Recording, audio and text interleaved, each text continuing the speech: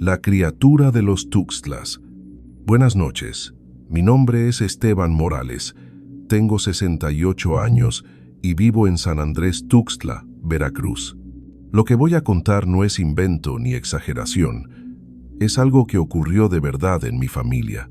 Quien primero habló de esto fue mi tatarabuela, Juana Castillo. Años después, mi abuelo, Mateo Morales, lo confirmó con lo que él mismo vio.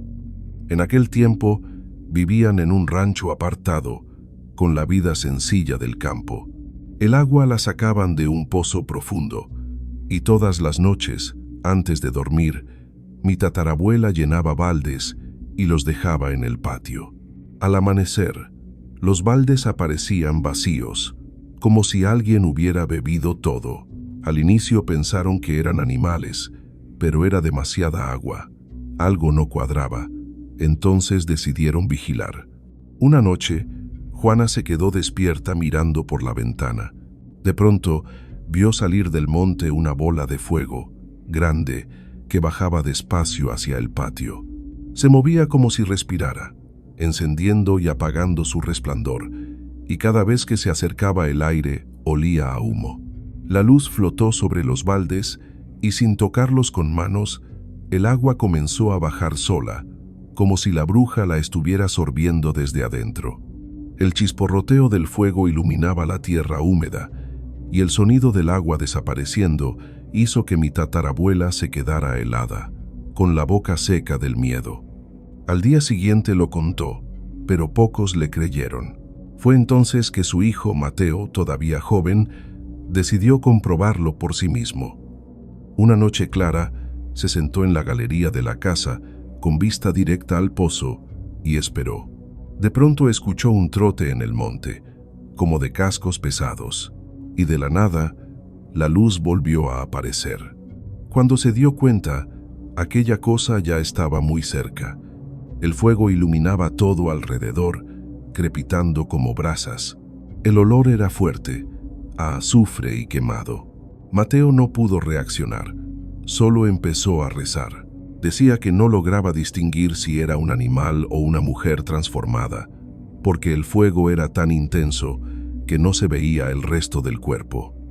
La bruja se detuvo un instante, como si lo hubiera notado. Luego comenzó a dar vueltas alrededor del pozo, corriendo como un caballo desbocado, sin cabeza, solo aquella llama en su lugar. Con cada vuelta bufaba más fuerte y el suelo temblaba levemente. Mateo contó que no sabe cómo se levantó de la silla. Solo recuerda haber corrido hacia la casa mientras el fuego iluminaba todo el patio. La cosa lo siguió hasta que logró cerrar la tranca de la puerta.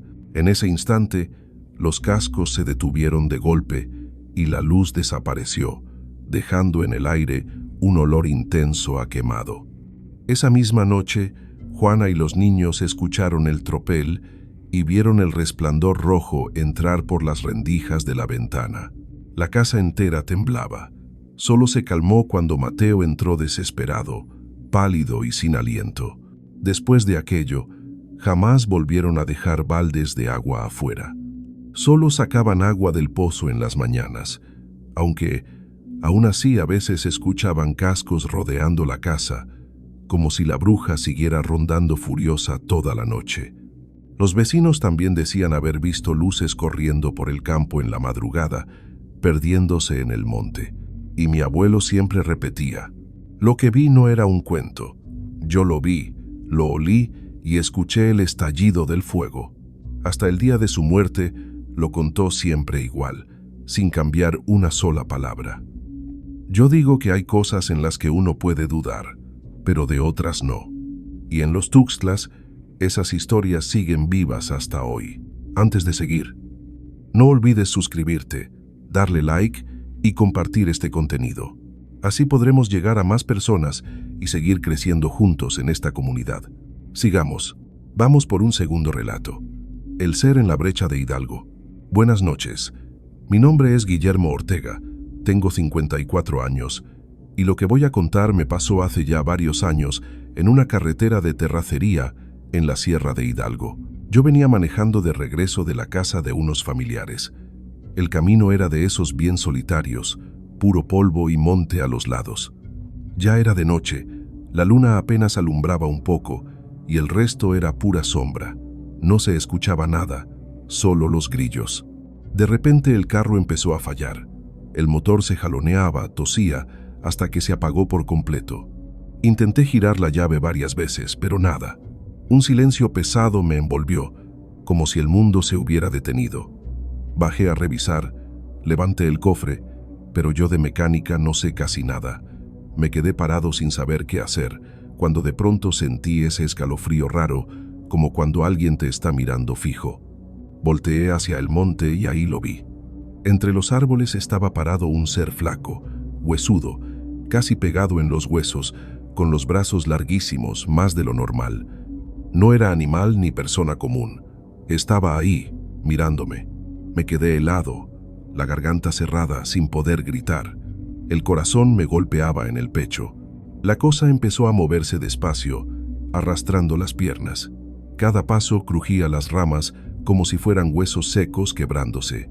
En ese momento supe que si me quedaba ahí, iba a desaparecer como otros que nunca volvieron de esos caminos. Solté todo, las llaves, el carro, lo que fuera. Solo pensé en correr.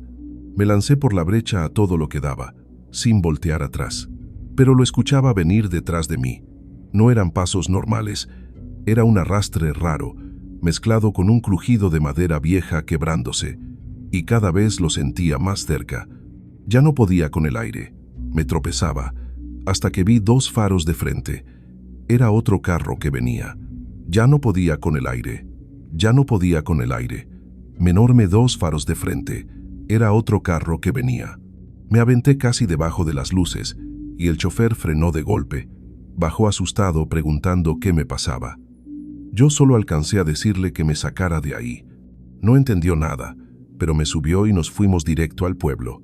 Atrás quedó la brecha, y yo temblaba como hoja. Esa noche no dormí. No podía dejar de pensar en esa figura parada en el monte, en ese cuerpo seco que caminaba como si algo lo jalara desde el más allá. Al día siguiente, regresé con un mecánico. El carro seguía ahí, igual, con las puertas abiertas y las llaves tiradas en el suelo. Pero no había huellas, ni ramas rotas, ni señal de nada. El mecánico revisó y dijo que solo era un cable suelto de la batería. Lo acomodó y el carro encendió al instante. Desde entonces, nunca más volví a pasar por ese camino de noche. Y cada vez que lo recuerdo pienso lo mismo. Si ese carro no hubiera aparecido, yo no estaría aquí contándoles esta historia. Vamos por un tercer relato. El velador del Panteón en la Mixteca. Buenas noches. Mi nombre es Pedro Salazar. Tengo 68 años.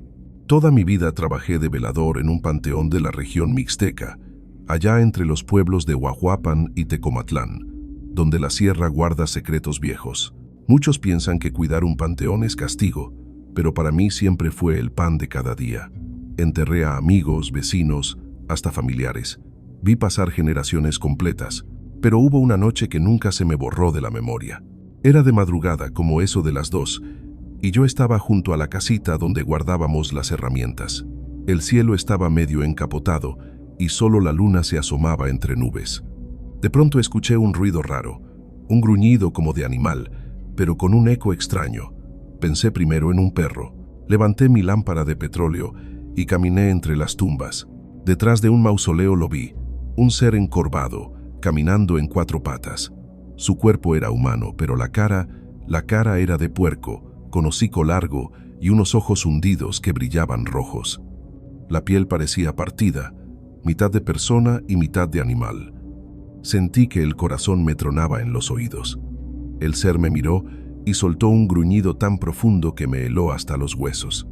Yo quise correr, pero las piernas no me respondían. Apenas pude retroceder un paso, temblando. Entonces la cosa se irguió un poco y se fue alejando despacio, arrastrando los pies entre las tumbas viejas, hasta perderse en la oscuridad. Esa noche me encerré en la casita con el rosario en la mano, rezando sin parar hasta que amaneció. Al otro día, le conté al padre Evaristo, el cura del pueblo. Él me escuchó serio y me dijo: «Pedro, no andes contando eso en todas partes. Aquí todos saben que en la sierra hay nahuales. Ese que viste no es de ahora. Es el brujo Tomás Aguilar, al que han corrido 2 veces del pueblo y siempre vuelve. Dicen que se transforma en perro, en sombra, en lo que quiere, y parece que a ti te tocó verlo en figura de cerdo. Esa respuesta me dejó frío. Después fui preguntando a los viejos, y muchos aseguraban que ese brujo vivía solo, en una casita de adobe cerca del arroyo. Decían que hacía pactos y que se alimentaba del miedo de la gente. Desde entonces nunca más hice una ronda sin un rosario en el bolsillo y un cuchillo en la cintura. Y aunque seguí trabajando, cada sombra que cruzaba entre las tumbas me hacía brincar el corazón. Algunos dicen que son cuentos, pero yo sé lo que vi, un rostro de puerco en un cuerpo humano. Y una vez que lo ves, entiendes por qué la gente en la Mixteca respeta o teme a los nahuales. Vamos por un cuarto relato. El ser entre las tumbas. Buenas noches. Mi nombre es Antonio Medina y quiero contar lo que me pasó cuando tenía 13 años, en el pueblo donde vivía mi abuela, en Huamantla, Tlaxcala. A un costado de su casa quedaba el panteón del barrio. Mi hermano Javier siempre me decía que, si alguna vez nos tocaba pasar por ahí de noche, no mirara hacia adentro.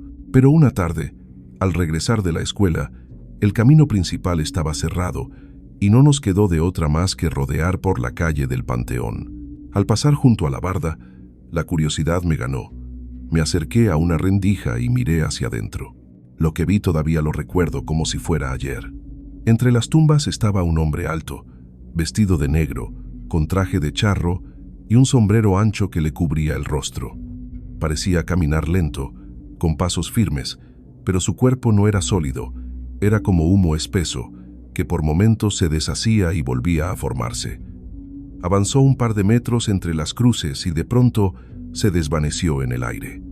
Me quedé helado, con los ojos abiertos y la boca seca. Corrí hasta la casa de mi abuela doña Carmen López, llorando y temblando del miedo. Cuando le conté lo que había visto, ella se persignó de inmediato y me dijo: «Hijo, ese es el charro negro. Muchos aquí lo han visto rondar el panteón». Esa noche no pude dormir, y desde entonces, cada vez que paso por un cementerio de noche, siento la misma presión en el pecho, como si esa sombra elegante y oscura todavía me siguiera observando.